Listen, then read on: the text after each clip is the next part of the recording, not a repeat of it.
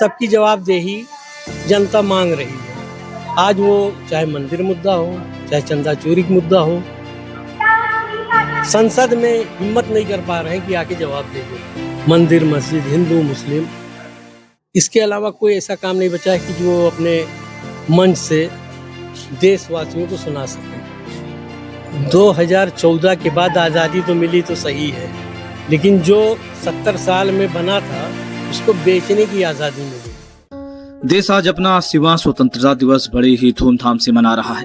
लाल किले से लेकर गलियों तक तिरंगा लहरा रहा है और लाउड स्पीकरों पर देशभक्ति के गीतों की गूंज है। लेकिन इस पूरे जश्न के बीच एक ऐसा कड़वा सवाल भी हवा में तैर रहा है जो हर संवेदनशील नागरिक को सोचने पर मजबूर कर दे रहा है। क्या वाकई आज का भारत वही है जिसका सपना हमारे शहीदों ने देखा था? पहले जब 15 अगस्त आता था तो दिलों में एक अजीब सी देश प्रेम की मिठास होती थी। लोग मजहब, जात और भेदभाव भूलकर एक दूसरे के गले मिलते थे। लेकिन आज की तस्वीर काफी बदली हुई नजर आती है। उत्सव तो बड़ा हो गया, लेकिन रिश्तों और दिलों की दूरियां भी उतनी ही बढ़ गई हैं। आज राजनीति का स्तर इस कदर बदल चुका है कि जनसेवा से ज्यादा जोड़ तोड़ और अपनी कुर्सियां बचाने पर है। चुनाव जीतने के लिए लोगों को धर्म, मजहब और जातियों के नाम पर बांटना मानो आम बात हो गई है। सोशल मीडिया से लेकर सड़कों तक नफरत का जहर इस कदर घोला जा रहा है कि आम जनता आपस में ही उलझकर रह गई है। इन्हीं सब मुद्दों पर बातचीत करने के लिए हमारे साथ जुड़ चुके हैं सपा नेता परवेज उमर। आइए देखते हैं पूरी रिपोर्ट। नमस्कार, मैं क्यूटी सिद्दीकी और आप देख रहे हैं इंडिया टाइम्स न्यूज। इस वक्त हमारे साथ समाजवादी पार्टी के परवेज उमर साहब और इनसे हम जानेंगे इस 15 अगस्त पर क्या है कुछ खास। पहला मेरा जो सवाल ये है कि भारतीय जनता पार्टी अपने आप को देशभक्त मानती है, बल्कि वहीं विपक्ष पर तमाम तरह के आरोप लगा रही है कि वो देशद्रोही हैं, वो क्योंकि वो सरकार से सवाल कर रहे हैं। क्या मानते हैं आप? ऐसा है, भाजपा को कोई सर्टिफिकेट देने का अधिकार तो है नहीं जी जनता ये सर्टिफिकेट देने का अधिकारी है जी। और जनता के आक्रोश देख करके लग रहा है कि इस वक्त जो इल्जाम भाजपा सारे विपक्षियों पर लगा रही है उसकी खुद हकदार वही है। कोई ऐसा कार्य उनका नहीं बचा है, हिंदू मुस्लिम छोड़ करके, मंदिर मस्जिद, हिंदू मुस्लिम, इसके अलावा कोई ऐसा काम नहीं बचा है कि जो अपने मंच से देशवासियों को सुना सके। उसका उदाहरण ये है कि उनके सारे कामों का जो विरोध है वो नौजवानों में आज देखने को मिला। और इतना गुस्सा हमारे ख्याल से 1947 की आज़ादी के बाद, और ये जो 80वां हमारा स्वतंत्रता दिवस है, इतना गुस्सा आज तक देखने को नहीं मिला, कोई भी सरकार रही हो।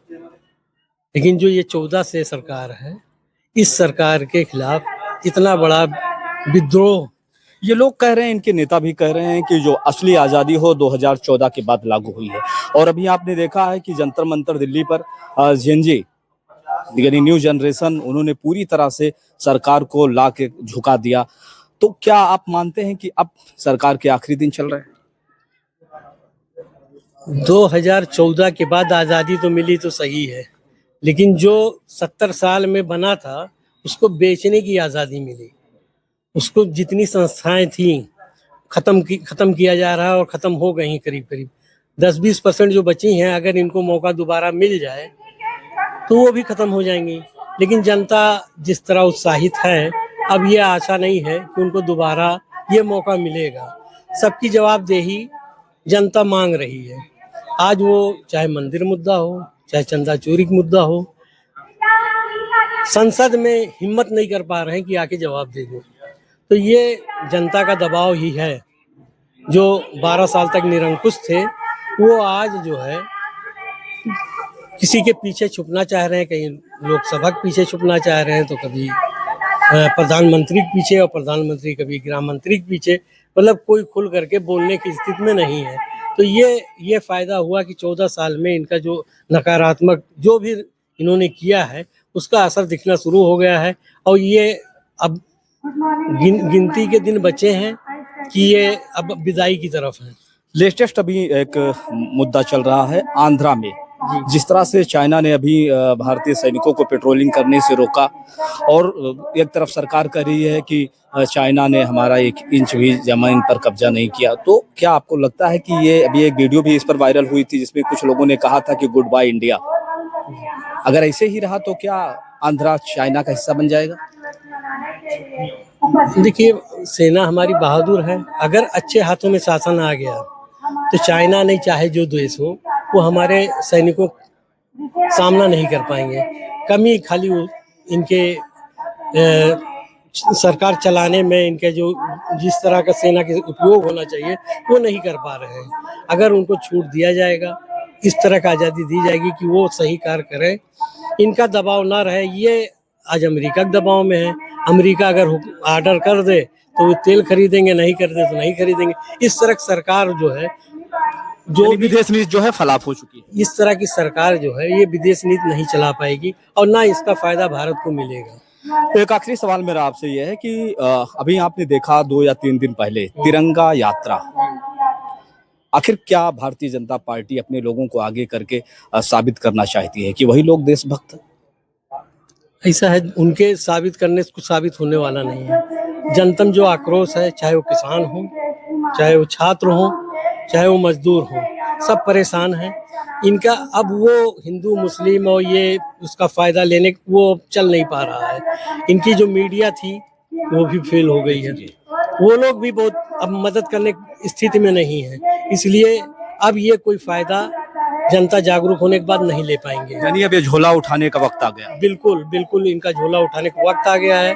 तो सच हम एक चीज और कहना चाहेंगे, जैसे ये 80वां हमारा स्वतंत्रता दिवस है, आज़ादी के समय से लेकर के आज तक जो भी यहाँ पर तरक्की हुई है, वो तरक्की को अगर रोकने का काम कोई किया है तो वो 12 साल की सरकार ने। इनसे इतना नाखुश ना कभी छात्र हुआ था, ना किसान हुआ था, ना जनता हुई थी। खाद के लिए अलग सब परेशान है, गैस के लिए अलग परेशान है। जब से ये सरकार आई है, जब से सब कागज लेकर के खाली जा करके जीरो लाइन में खड़े हैं। सबको काम पे लगा दिए हैं। कोई बगैर तनख्वाह के किसी के पास कोई काम नहीं है। बगैर तनख्वाह के वो लगे रहे पूरा दिन। उनका जो है कभी KYC कराना है तो कभी ये जीरोक्स कराना है, कभी ऑनलाइन करना है। इसी सब उसमें जो है जनता का पैसा भी जा रहा है।